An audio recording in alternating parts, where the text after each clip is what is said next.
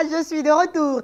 Bonjour à toutes et à tous, bienvenue à Matin d'Afrique. Je suis très heureuse d'être en votre compagnie ce matin par la grâce de Dieu. Oui, notre Dieu nous a fait la grâce ce matin d'avoir le souffle de vie et c'est grâce à lui que ce matin je suis en pleine forme et j'espère en tout cas que vous avez bien dormi, que vous êtes bien réveillés, que vous vous portez super bien. Et c'est avec un agréable plaisir que je reprends l'antenne avec mon très cher coach de chaque lundi, le oui, Shalom et bienvenue à toi. Tu nous as manqué et nous sommes très heureux. Le plaisir, le bonheur est partagé. Je pense que ce matin, Dieu nous fera encore beaucoup de bien. Amen, amen, amen, amen. En tout cas, moi, je voudrais encore une fois dire merci, grand merci à toute la grande famille de Béni TV avec à sa tête le pasteur Sylviane Monté, notre très chère maman, à qui je fais un gros coucou ce matin. Maman Sylviane Monté, papa Samuel Monté, je vous dis grand merci pour tout le soutien apporté à votre fille que je suis. Merci également à toute la direction avec monsieur Basile Blé, à tous mes collègues de Béni TV, à toute l'équipe de Matin d'Afrique, que Dieu vous le rende au centuple. Le Seigneur l'a dit, il faut se réjouir avec ceux qui se réjouissent et puis pleurer avec ceux qui pleurent. Vous avez été là et de tout cœur, je vous remercie. Et ce matin, je voudrais chanter ce cantique, révérend Jean-François Yomon, pour démarrer l'antenne. Et dit que je louerai l'Éternel toute ma vie. Amen. Je raconterai ses merveilles. Et le cantique dit ceci. Je louerai l'Éternel de tout mon cœur. Je raconterai toutes ses merveilles. Je chanterai son nom. Je louerai l'Éternel de tout mon cœur. Je ferai de toi le sujet de ma joie. Alléluia. Si Dieu n'était pas avec nous, qui sera? En tout cas, tout le monde sera contre nous, comme le dit la parole de l'Éternel. Notre Dieu est un Dieu bon, notre Dieu est un Dieu grand. Notre Dieu, surtout, est le Dieu le plus fidèle que je n'ai jamais vu. Car notre Père peut nous abandonner, notre mère peut nous abandonner, notre famille peut nous abandonner. Mais Jésus-Christ de Nazareth reste le seul, l'unique et véritable sauveur qui reste en notre compagnie. Nous allons vous permettre de mieux vous installer avec cette première oxygénation musicale que vous propose maintenant notre très cher ami Canès.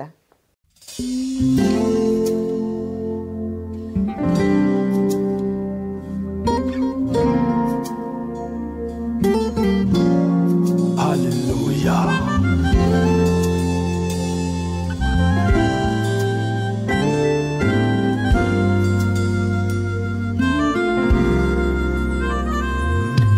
Lève-toi et marche, Jésus l'avait dit au paralytique hier.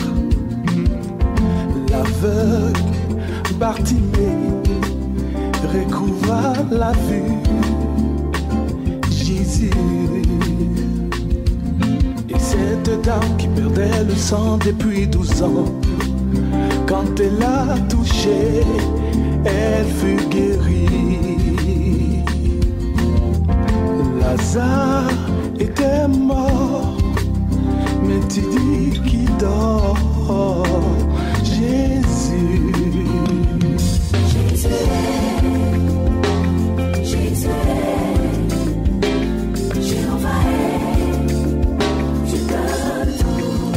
Jésus l'admirable. Tu es l'alpha et l'oméga.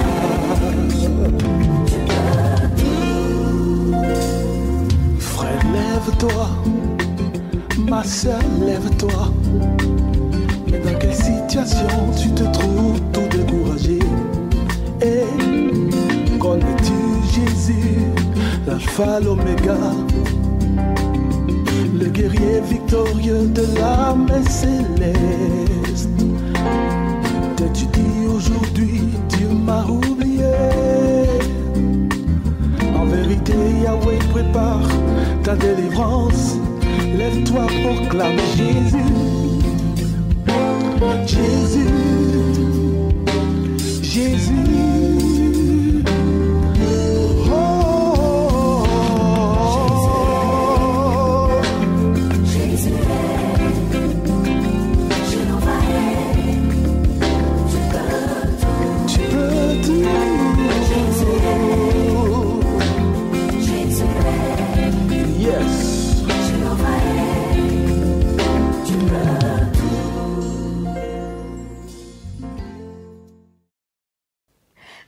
tous, vous qui nous prenez depuis le Gabon, le Mali, le Burkina Faso, la Guinée et puis le Maroc. Où ça encore, pasteur? Ben, le Tchad, la Tanzanie. La Tanzanie. Ah oui, c'est vrai. Très la Tanzanie. Oui. Le Bénin. Je crois également qu'il y a aussi le Rwanda. Voilà. Ah ouais, c'est vrai. C'est incroyable. Et c'est des pays qu'on ne cite jamais. Hein, exactement. Salut, après, parfois nos passages, le Seigneur fait beaucoup de bien à beaucoup de personnes. Je veux vraiment bénir le nom de Dieu parce que Ruth, tu n'imagines pas les témoignages que nous recevons après surtout notre prière du lundi. Alléluia. Des cœurs sont restaurés, des vies sont bénies, des délivrances se produisent. Je te donne rapidement un témoignage de cette dame qui nous a appelé du Gabon et qui, juste pendant la prière du lundi, a reçu une délivrance. Alléluia. Elle ne voyait pas ses menstrues depuis plusieurs mois. Et pendant qu'elle a posé la main sur le cœur et qu'on parlait de déblocage, elle a dit qu'instantanément, elle dit, pasteur, ça fait sale, mais c'est un témoignage que je dois rendre instantanément. Pendant qu'elle suivait cette émission, Dieu a fait le miracle, Dieu a décanté sa situation. Et je crois que vraiment, ces moments de motivation, ces moments de bénédiction, les lundis sont de vrais rendez-vous avec le Saint-Esprit. C'est pourquoi ne rate pas aujourd'hui. Allez, donc ils sont déjà installés, hein, ne vous inquiétez pas. Exactement. Ils sont déjà installés, donc ils vont suivre attentivement tout ce qui va se passer ce matin avec le révérend Jean-François Yoma. Nous sommes heureux d'entendre ces genres de témoignages. Exactement. Continuez à nous soutenir en prière et surtout soutenez nos très chers consultants parce qu'ils sont tout le temps en mission. Voilà. Exactement. Donc ils aient cette possibilité-là de pouvoir être là chaque matin afin de nous édifier. Alors, révérend Jean-François Yoma, ce matin. Nous sommes rentrés dans le 7e mois.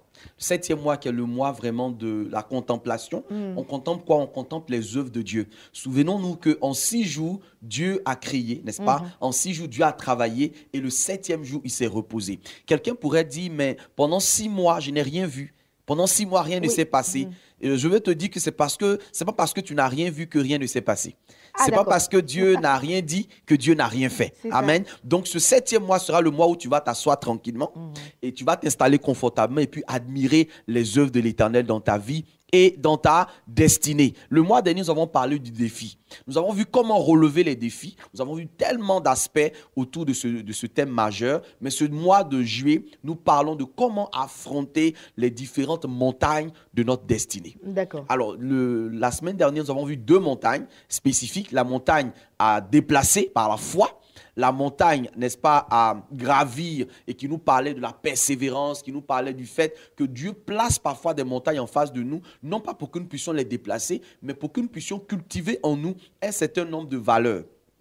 Tu es d'accord avec moi, Ruth, que gravir une montagne demande de la persévérance, du courage, de la volonté. Oui, certaines situations sont placées dans notre vie volontairement par le Seigneur dans le but de développer en nous un certain nombre donc, de capacités, un certain potentiel. Souviens-toi que devant cet obstacle important que représentait la conduite d'Israël, en Josué chapitre 1, Josué regarde le Seigneur et le Seigneur lui dit, mon serviteur Moïse est mort, maintenant à toi de conduire Israël. Dieu ne lui a donné ni onction, ni puissance. Il lui a dit, fortifie-toi et prends courage. Donc, devant certaines situations, ce que Dieu attend de toi, c'est que tu puisses creuser à l'intérieur de toi la force, la capacité nécessaire. On a tendance parfois à chasser les situations. Seigneur, au nom de Jésus, que ces situations dégagent de ma vie, que ces situations partent. Non, toutes les situations. Ça ne change rien, oui, souvent. Parce que le but de Dieu n'est pas que la situation dégage. Le but de Dieu, c'est que la situation soit là et que toi, tu développes en toi le potentiel, les capacités pour que cette situation-là puisse t'apprendre quelque chose.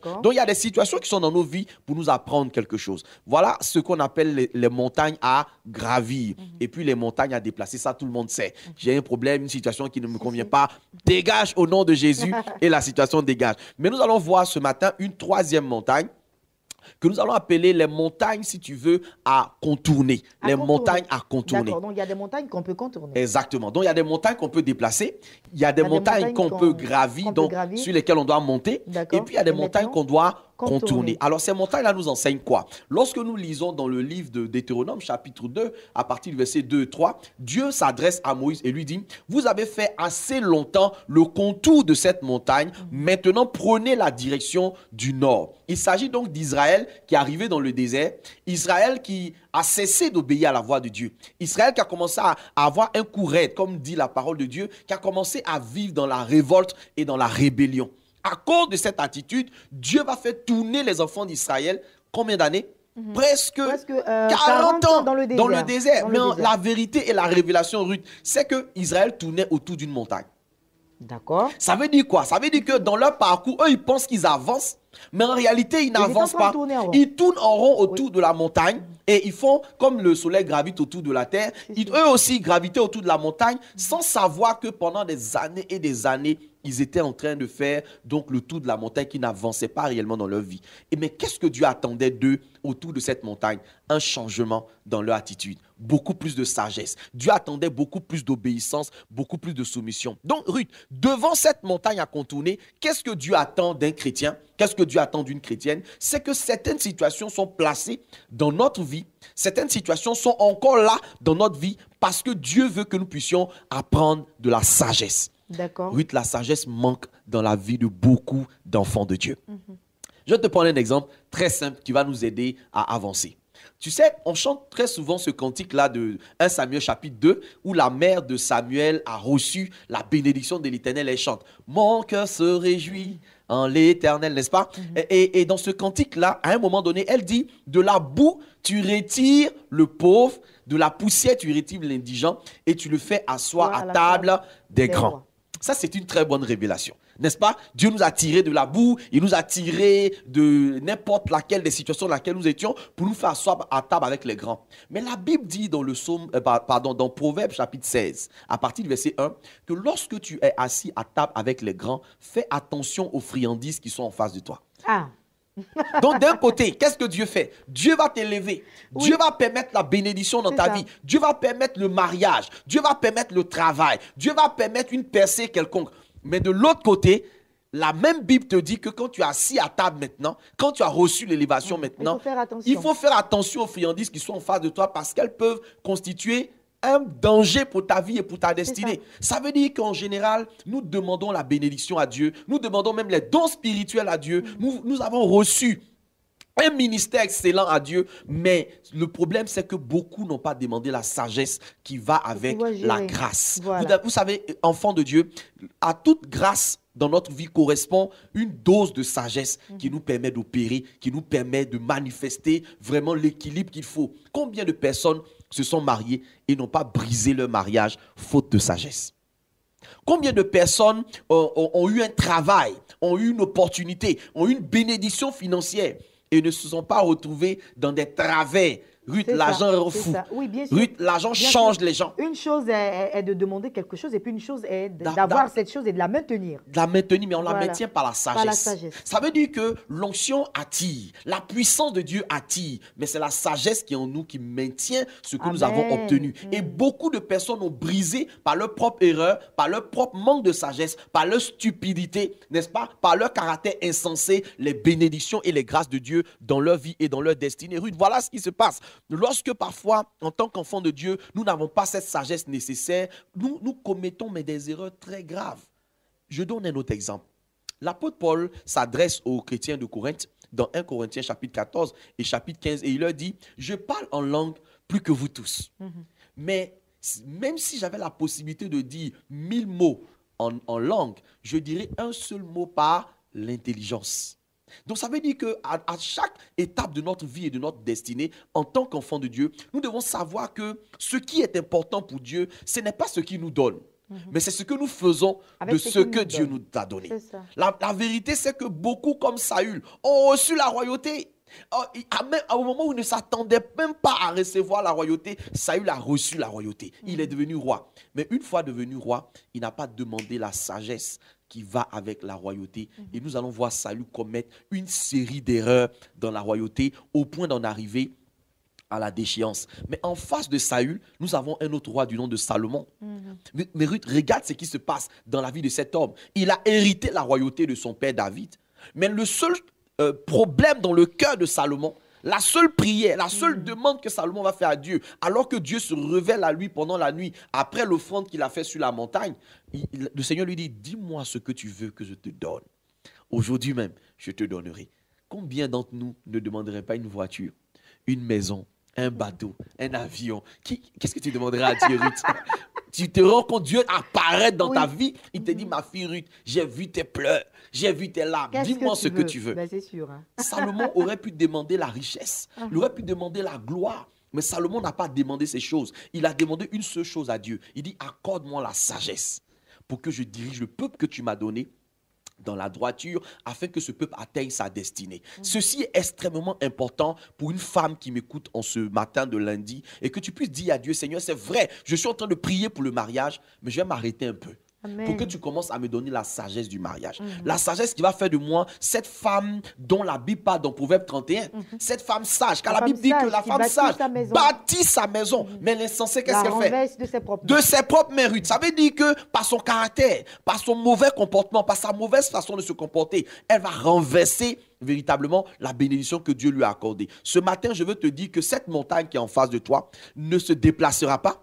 Cette montagne qui est en face de toi, qu'importe ta foi, qu'importe ta prière, Dieu la laissera en l'état. Pourquoi? Parce que des fois, oui, Dieu permet que nous entrions dans une relation, dans un mariage, dans un ministère, dans un travail, afin que par le canal de cette bénédiction, un caractère en nous change. Tu vois, Dieu peut avoir permis que tu te maries à un homme aussi dur, aussi compliqué, pas parce que ce n'était pas le plan de Dieu, mais Dieu veut corriger quelque chose en toi. Donc, à travers le caractère de cette personne, qu'est-ce que Dieu fait? Dieu t'amène toi-même à changer quelque chose en toi. Peut-être que tu n'as pas une bonne vie de prière, peut-être que tu n'as pas une bonne vie de, tu vois, de sanctification. Alors, Dieu peut permettre que tu entres dans une situation qui exige de toi que tu pries, qui exige de toi que tu passes beaucoup plus de temps dans la prière. Par exemple, tu rentres dans un travail et puis tu as un patron qui est sur ta tête. Il ne te laisse pas. Il te crie, mais tous les jours, il cherche la petite bête. Qu'est-ce que ça va provoquer chez toi? Le désir de mieux faire, le désir de te perfectionner, le désir de travailler de manière à ce que tu n'aies pas à essuyer encore des injures, etc. Et la même Bible nous dit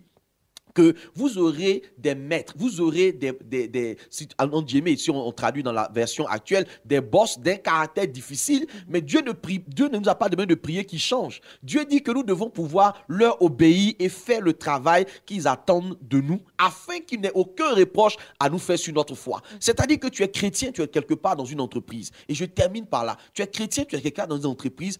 Ton patron peut ne pas connaître Jésus.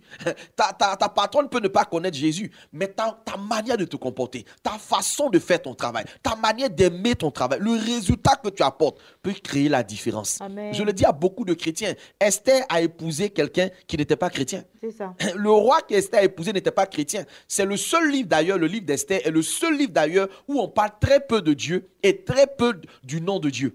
Et pourtant, la vie d'Esther a amené ce roi à accepter son Dieu. Ça veut dire qu'en tant qu'enfant de Dieu, certaines montagnes sont en face de nous, non pas pour que nous puissions ouvrir la Bible et évangéliser. Mais notre vie est une Bible ouverte qui doit évangéliser sans même que tu aies à prendre ta Bible sous ton vlomanou, comme j'aime dire là. Le vlomanou, c'est une expression ivoirienne qui traduit les aisselles. Et c'est important que tu comprennes, enfant de Dieu, qu'aujourd'hui, tu dois écrire ton testament. On doit écrire l'évangile selon Révérend Yoman, l'évangile selon Ruth, l'évangile selon Naomi, l'évangile. Chacun d'entre nous a un évangile écrit, mais comment cet évangile va s'écrire? À travers la montagne qui se trouve en ce moment dans ta vie. Amen. Dieu te fait contourner afin que tu prennes maintenant la bonne direction au nom de Jésus. Amen. Waouh. Alors, comme on le dira, toute chose concourt au bien de ceux qui aiment Dieu. Donc, la sagesse, élément très, très important dans la vie d'un chrétien. Il faudrait que nous puissions prier pour que de plus en plus, Dieu nous accorde cette sagesse-là dans nos différentes entreprises, dans notre foyer, en tout cas dans toutes nos activités. Nous avons besoin de sagesse. C'est bien dit. Révérend Yoman, comme d'habitude, nous allons mettre la main sur le cœur et aller pour la prière du lundi. Oui, prions au nom de Jésus. Seigneur, ce matin, je vais élever la voix en faveur d'une famille, en faveur d'une femme, d'un homme qui, par manque de sagesse, est en train de perdre la grâce que tu lui as faite, est en train de perdre la position que tu lui as donnée, est en train de perdre un privilège parce qu'il n'a pas su exercer la sagesse qui vient de toi. La Bible déclare que si quelqu'un manque de sagesse, qu'il la demande simplement à Dieu, qui donne à tous sans reproche. Seigneur, je prie ce matin que la sagesse habite le cœur d'un couple qui est sur le bord de divorce, qui est sur le point de se séparer, peut-être parce qu'il y a un manque de sagesse quelque part dans la vie de l'un d'entre eux. Je prie ce matin, Seigneur, pour quelqu'un qui a obtenu peut-être, notre Dieu, une subvention financière, une aide financière, mais qui n'a pas la sagesse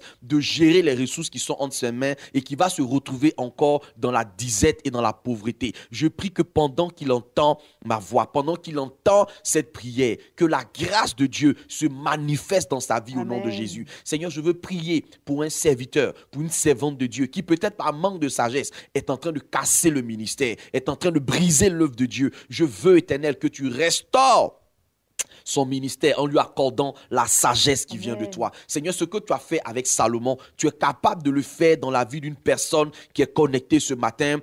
Héritière de l'Éternel, nous avons reçu de la part de notre Dieu l'héritage de la sagesse. Recevons cette sagesse et que nos vies arrêtent de tourner en rond et que nos vies arrêtent de pérégriner autour de la montagne, mais que ce matin, ce lundi matin, quelqu'un prenne la direction du nord, la direction de sa destinée, la direction véritablement de sa bénédiction, de sa grâce, et que Dieu fasse cela maintenant dans ta vie et dans ta destinée. Si tu dis Amen, cette parole va s'attacher à toi jusqu'à la fin de cette semaine. J'ai dit jusqu'à la fin de ce mois, à la fin de cette année. Dis Amen et c'est fait au nom de Jésus. Amen, amen, amen.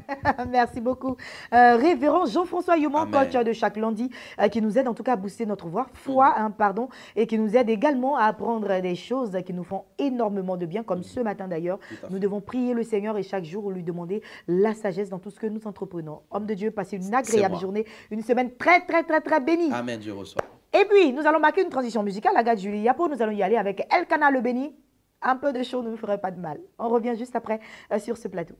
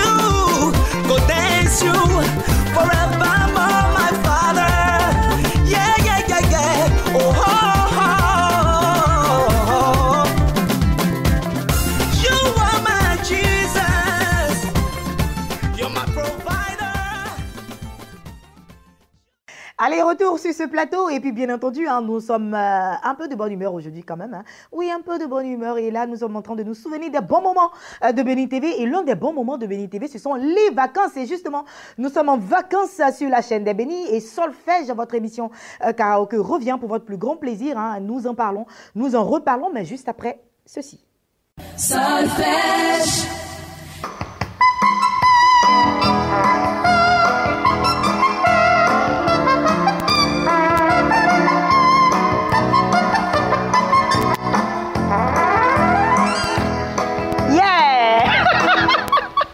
Bienvenue téléspectateurs de Béni TV, bienvenue chers inscrits de Solfège. Les inscriptions se poursuivent, mais nous allons passer à une autre étape de cette grande émission Solfège Karaoké. Ce sont les vacances et déjà les derniers résultats sont en train d'être proclamés et nous allons démarrer avec le casting, le grand casting de l'émission Solfège. Alors, vous avez été très nombreux à vous inscrire et nous vous rappelons que les inscriptions se poursuivent toujours, mais à présent, nous allons partir à la découverte des chansons imposées pour le casting. Nous avons deux chansons, donc vous avez deux chansons au choix concernant les hommes, également concernant les femmes. Nous allons tout de suite partir avec la chanson imposée pour le casting côté masculin. Solfège.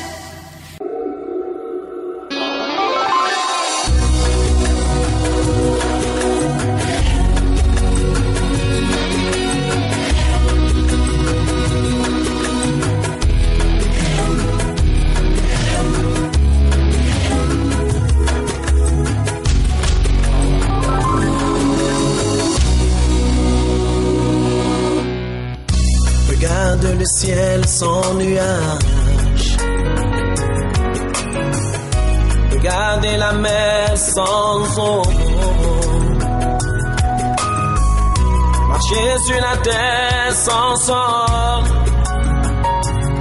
Seigneur Jésus, accorde ma victoire.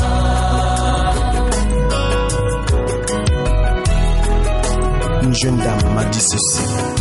Depuis marié, mon mari n'est plus à la maison.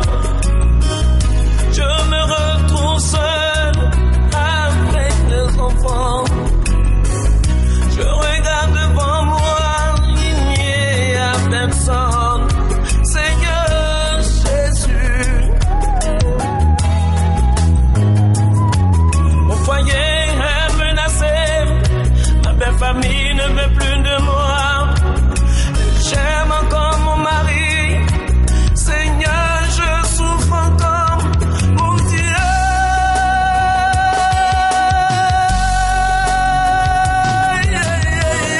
Solfège.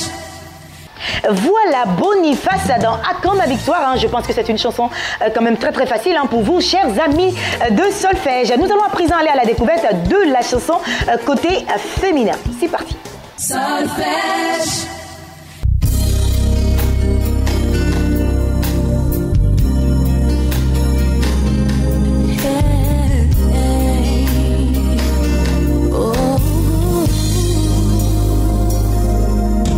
Il était aveugle, sans amis ni appris.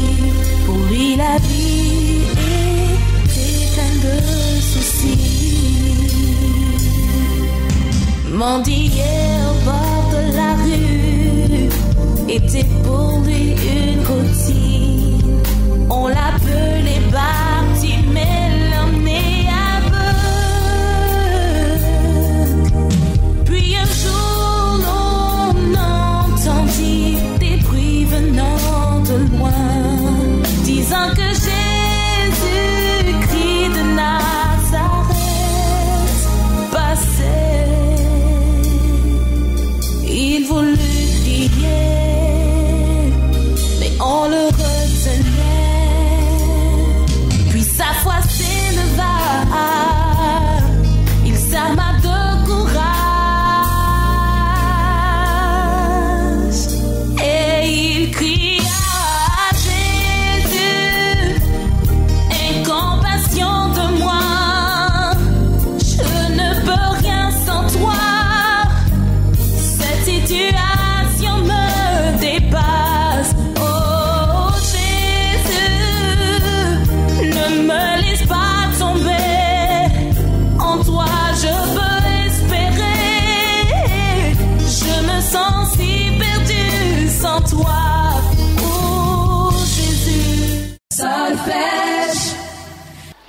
Maria D pour le côté féminin. Alors, vous avez le choix, hein, très chers téléspectateurs, très chers inscrits. Vous avez le choix entre la chanson Akamba Victoire de Boniface et bien sûr la chanson Batimé de notre très chère chantre Maria D. Rendez-vous ici même à la maison de la télévision située à la Riviera Bonuma le samedi, oui, samedi 15 juillet prochain. Voilà, donc le samedi 15 juillet prochain, sur le coup de 8h du matin. 8h, nous démarrons le casting. Donc, tu es convié, tu t'es inscrit. Samedi 15, c'est le casting. Venez tous nombreux et venez pour qu'ensemble, nous puissions faire la petite fête de la musique.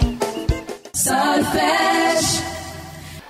Les inscriptions se poursuivent toujours néanmoins. Vous avez l'opportunité de vous inscrire toujours jusqu'à la date du casting. Donc, inscription est très simple. Hein. Envoyez par SMS votre nom, votre prénom, votre âge, votre église, plus 2 numéros de téléphone sur lesquels on pourra vous joindre. Vous pouvez vous inscrire dès maintenant. Les contacts s'affichent au bas de l'écran. Solfège, c'est de la musique. Solfège, c'est en tout cas tout ce qu'il faut pour que vous puissiez passer des vacances assez saines. Nous parlons justement de musique. Nous avons terminé en tout cas cette petite émission. En musique. Yeah. Je vous attends. Inscrivez-vous massivement. Solfège, nous faisons de vous des stars à la gloire de Jésus. Bye bye. Je suis 100% pour Jésus. Solfège.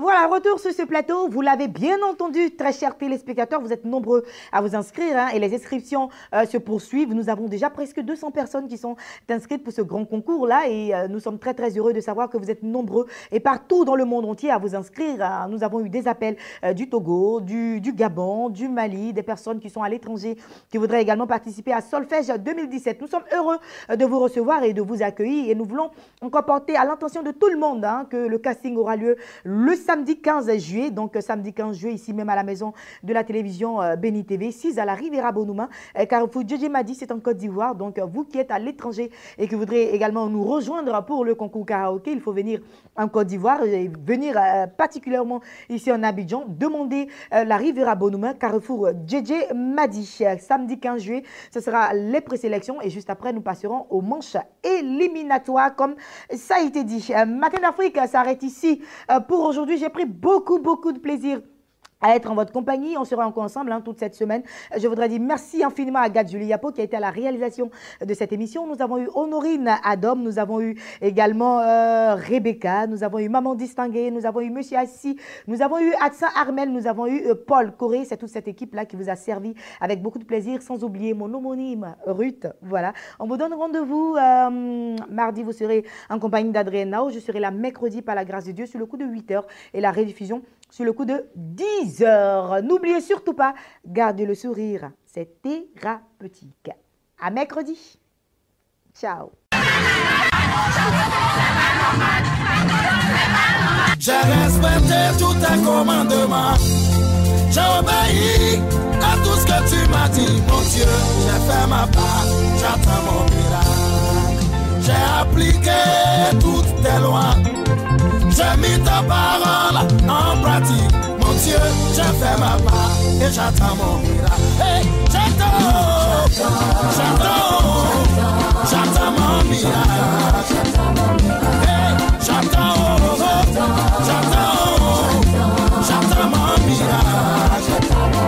Si tu as fait pour Salomon, tu as fait pour Isaac, tu as fait pour Daniel. Tu n'as pas changé, tu es toujours le même, tu es le Dieu de miracles. J'attends mon miracle. Hey, j'attends mon miracle.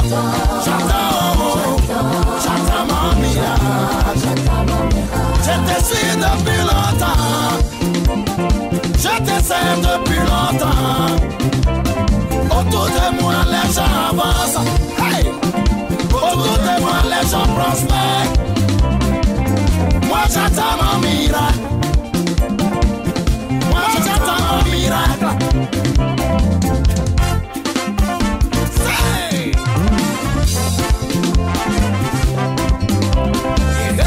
J'attends mon miracle.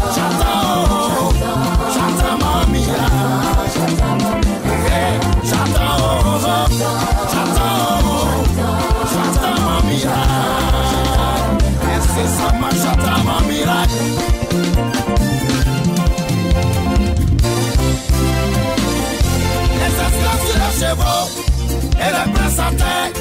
Je dis c'est pas normal.